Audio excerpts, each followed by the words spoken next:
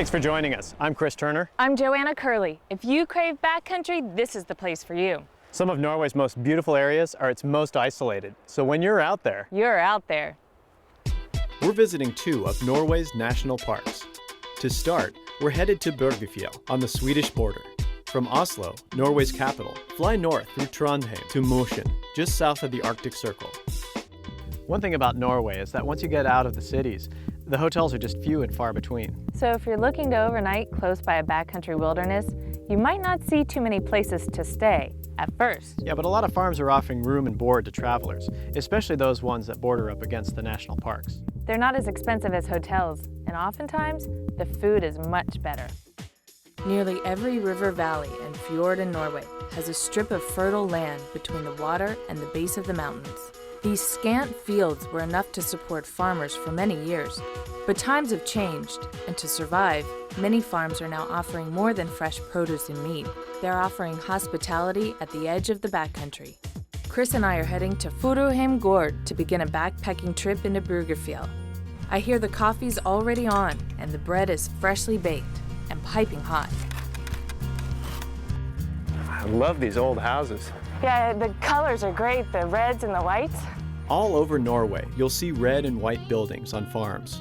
Local lore says that because red was an easy color to mix with paint, that it was used on barns and common farm buildings. White paint, a little harder to make, was reserved for the farmhouses.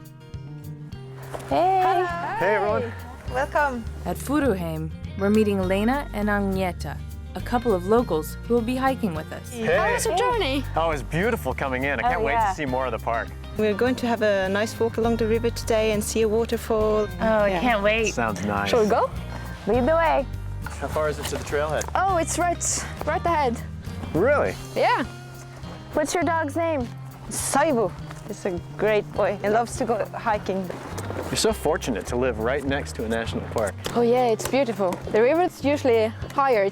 It's not so much water now because it hasn't rained for almost a week. It's so quiet here. What do most people do? People are farmers, they are loggers and such things. What time does everybody get up in the morning? Around 6 in the morning. 6, that's early. Whoa, yeah. You should try and get up before 10 and see what it's like. Yeah, that's true, but I don't have cows. Leaving the farm roads behind us, we entered Børgefjell.